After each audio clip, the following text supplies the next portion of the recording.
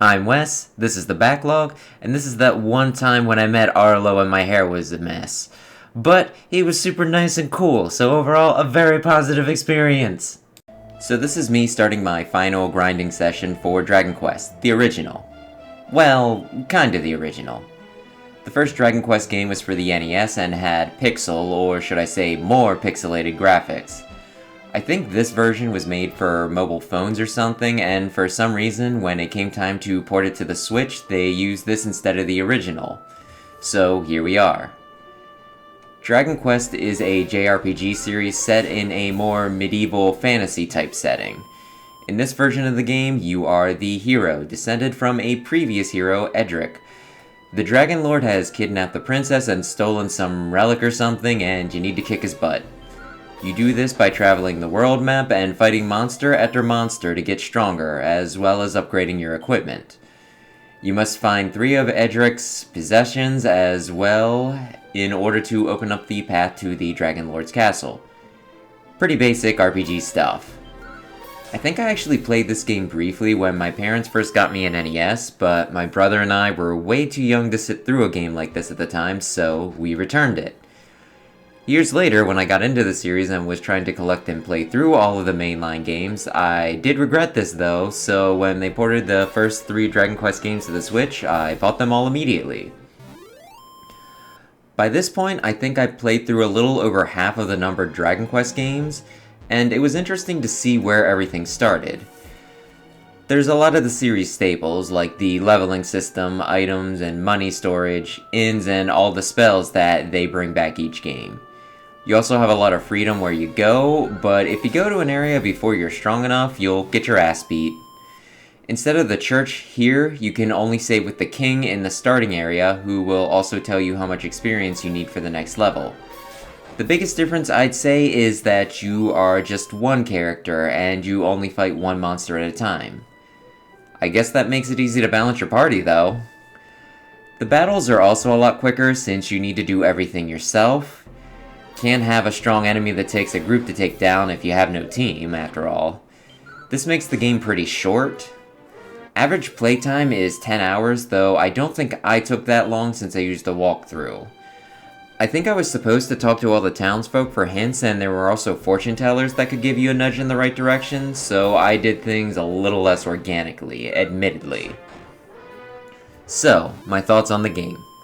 I had fun.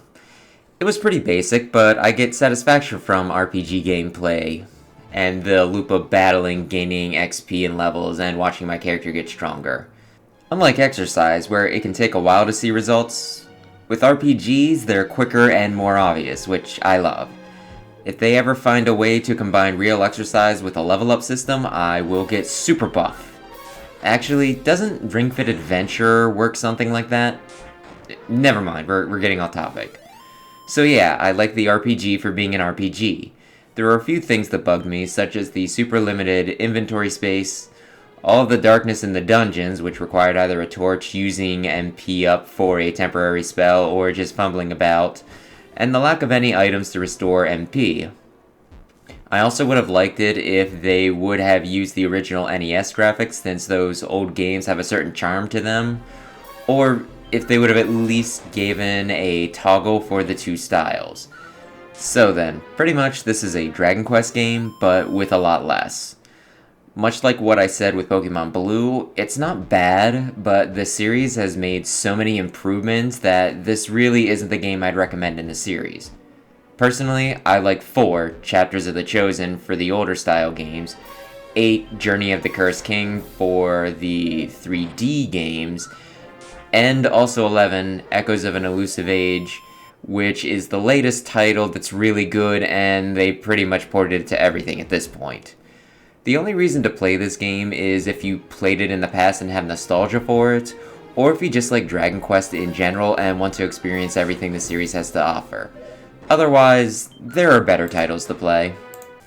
Then there's OkunoKa Madness. While I've never played it, I heard this compared to Super Meat Boy, and what I can glean from videos, there does seem to be some similarities.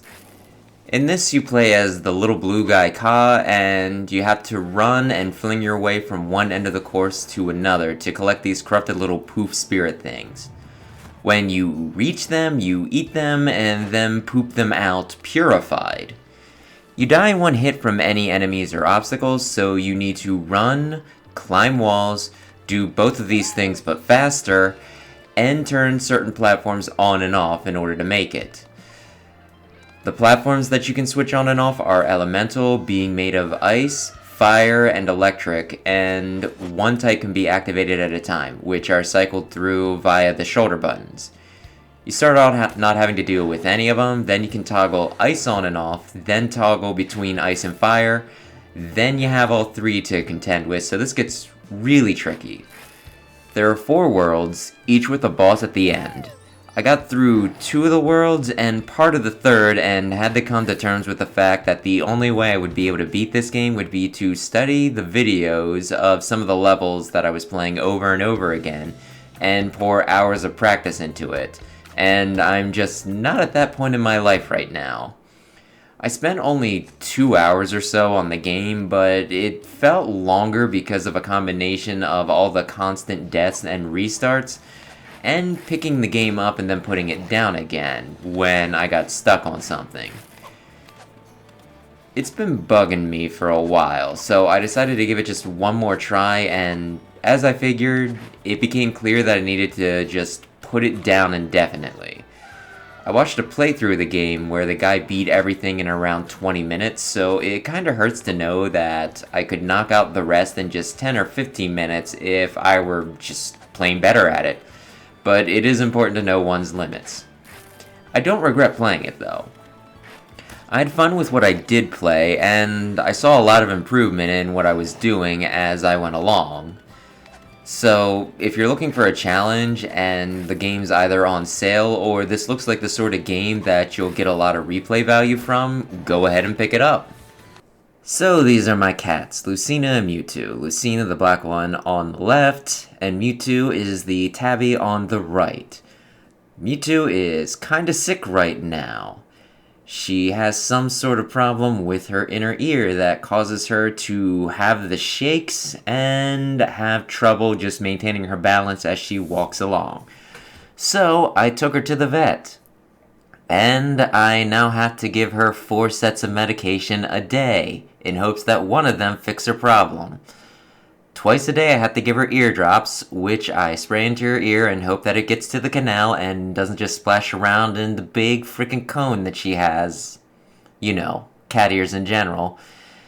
Then I have to give her liquid medicine, which I need to trap her and get her to open her mouth so I can spray it in. And then there's another liquid thing, but I feed him at night so I can just lace her food with that. That one's not too difficult. Either way, pretty much every cat medication that you need to give always would typically go better with 2 people. And yet I'm only one guy. This is a huge pain in the ass.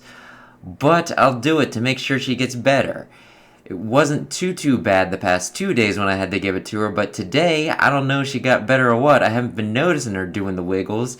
She's more active than ever. So, do I stop giving it to her, assuming that she's, healed, or do I keep giving it to her just in case it's working, but I need to keep it up? Of course I'm gonna do the latter, but now that she's super active, she keeps on wiggling out of my hands, and my goodness, I feel like I'm torturing her. Does anybody have any advice for frickin' giving cats medication? I refuse to believe that the liquid stuff couldn't be made super tasty in some way, so that she actually looked forward to at least that part. Can't make eardrops tasty, but liquid stuff? Sure.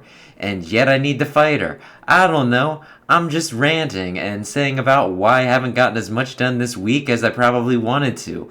Also looking for serious advice if anybody knows a good way to just get the stinking cats to take medication. Either way, keep her in your thoughts if you would, and yeah.